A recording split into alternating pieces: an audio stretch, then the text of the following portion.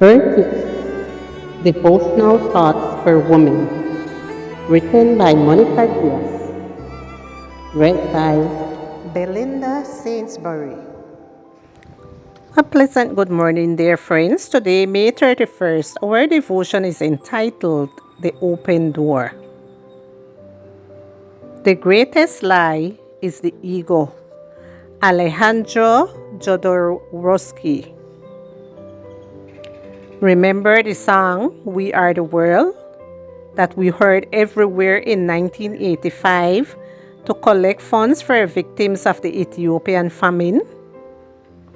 I remember it as if it were yesterday. Well, the day before yesterday. I remember how much people liked the song's lyrics. The video showed lots of singers: Stevie Wonder, Bruce Springsteen, Diana Ross, Ray Charles, Billy Joel, Cyndi Lauper, Lionel Richie, Michael Jackson, the superstar of that time. Quincy Jones, the producer and composer, another superstar of course, did two very peculiar things while recording the song. First, on the door of the studio, he hung a sign that said, "Check your egos at the door." Second, he asked for the door not to be closed. Let's leave space for God to enter the room. The human ego.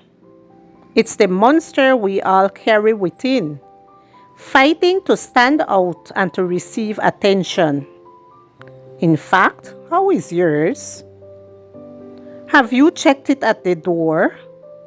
Or is it comfortable within, controlling what you do and say? How would you know? That's easy. Answer these questions. Are you comfortable when people say you are not right? Do you react to the slightest provocation instead of remaining calm? Do you take what people say personally?